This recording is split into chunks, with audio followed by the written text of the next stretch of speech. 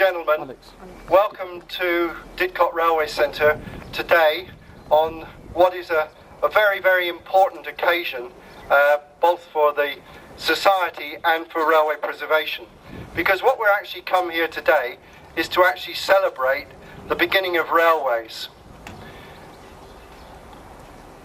What we've got here is a faithful replica of Gooch's first design of 1840, delivered 165 years ago. And we're actually seeing also the reopening of the broad gauge at Didcot. Although there isn't such an event, we could say that perhaps this is the start of GW 170. I'm Richard Croucher, I'm the chairman of the Great Western Society, and really I'm just the host, and I'm going to hand over to Sam B in a minute, who's chairman of the Firefly Trust, who built the locomotive.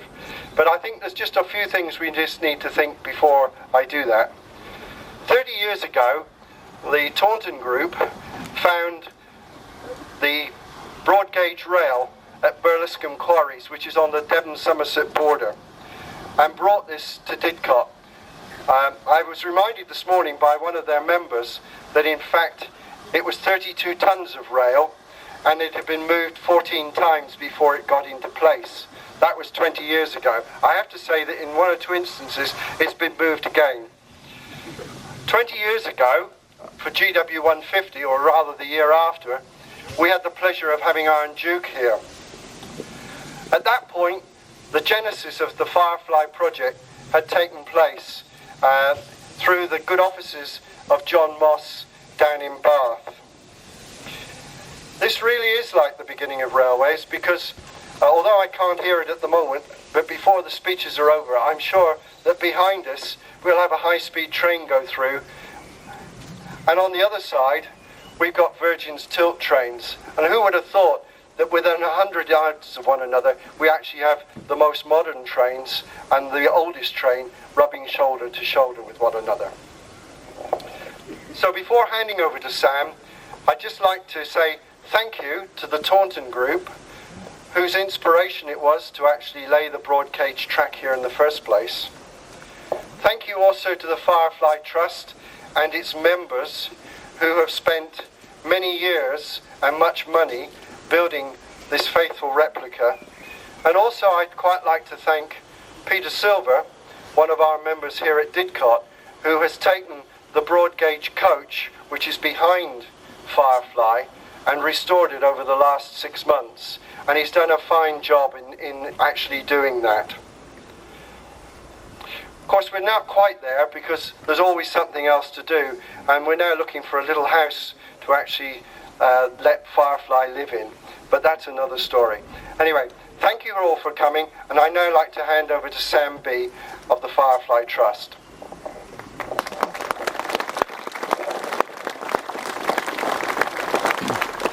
Thank you, Richard.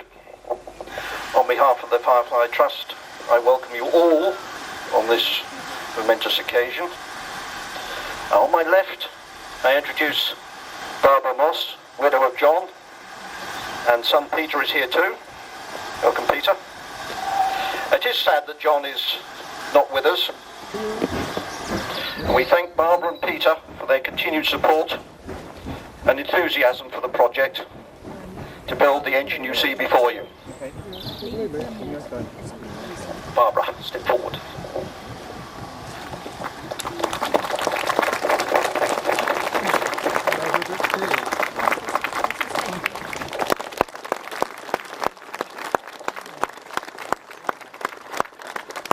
And now I call upon Mr. Anton Rodgers to say a few words. Good afternoon, ladies and gentlemen. I think Firefly is without doubt the best example of nip and tuck that I've ever seen. It's absolutely superb. So much so that I've asked the boys to do the same for me. Although they've said it took 20 years apparently to do this, so I'll be with you later. I'm here today because a few months ago I was filming here with a play for television, and I'd never seen this place. I was absolutely amazed. My next visit was to see Thomas the Tank Engine.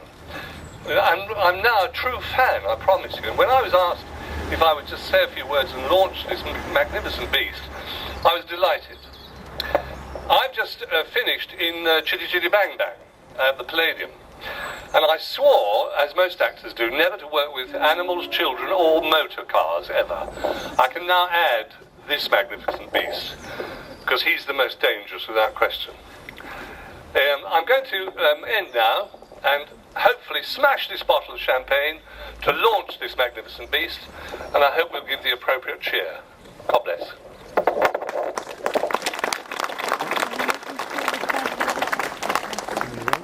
You'll have the prince's hand, don't you?